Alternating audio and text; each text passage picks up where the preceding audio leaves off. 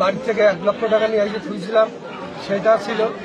আরও সকালে বেচা কেনা করেছি, রাত্রি বেচা কেনা করেছি, 2.5 লাখ টাকা মতো আমার ক্যাশ টাকা ছিল। আমার হচ্ছে মুদিখানা ভ্যারাইটি চাল টাল এগুলো বলছি, তেল। আমি মোহাম্মদ দোকানে ছিলাম, দোকানে থাকতে দেখি যে পাশের দোকানে মানে ধোঁয়া উঠছে। আমি এই দৌড়ে মানে বিদ্যুৎ অফিসে ফোন করার জন্য একজনের কাছে যাই। আস্তে আস্তে একেবারে নিমিষেই আমার দোকানটা পুড়ে শেষ হয়ে যায়।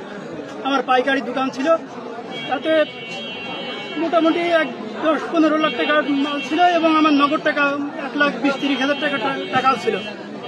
সব নিঃশেষ হয়ে যায় এবং আমার 3টা দোকান আমার পুড়িয়ে দেয়, আমার মুদিখানার দোকান। তা আমার মনে হয়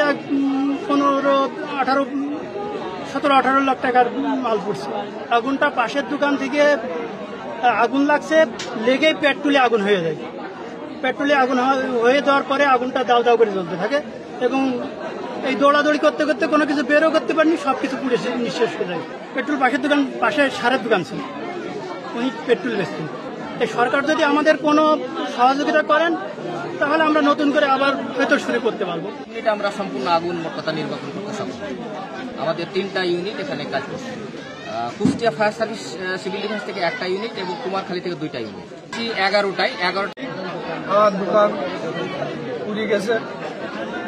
আমার অনেক মালমাটি ছিল, প্রায় 20-22 লক্ষ টাকার মালমাটি, এগুলো সব পুড়ে গেছে। অতি কিন্তু আসতে হয়েছে। আমরা 11টা 30 এখানে এসে উপস্থিত হই।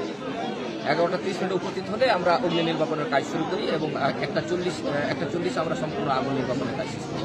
এটা আমরা এখানে আগুন নির্বাপনের পরে এবং জনশ্রুতি থেকে যেটা আপনারা দেখলাম যে এখানে আপনার বৈদ্যুতিক শর্ট সার্কিট থেকে আগুনের সূত্রপাত হয়েছে। নির্বাপনের পরে পর্যবেক্ষণ করে যেটা আমাদের কাছে প্রাথমিকভাবে যেটা মনে হয়েছে এবং জনশ্রুতি অনুযায়ী যেটা আমরা তথ্য পেয়েছি, সেটা বৈদ্যুতিক শর্ট সার্কিট থেকে আগুন সূত্রপাত হয়েছে। তবে এটা ফাইনাল তদন্ত না হওয়া পর্যন্ত আসলে প্রকৃত কারণ মানে এই মুহূর্তে মানে বলা যাবে। এখানে 13টি দোকান মানে আগুনে পুড়ে ক্ষতিগ্রস্ত।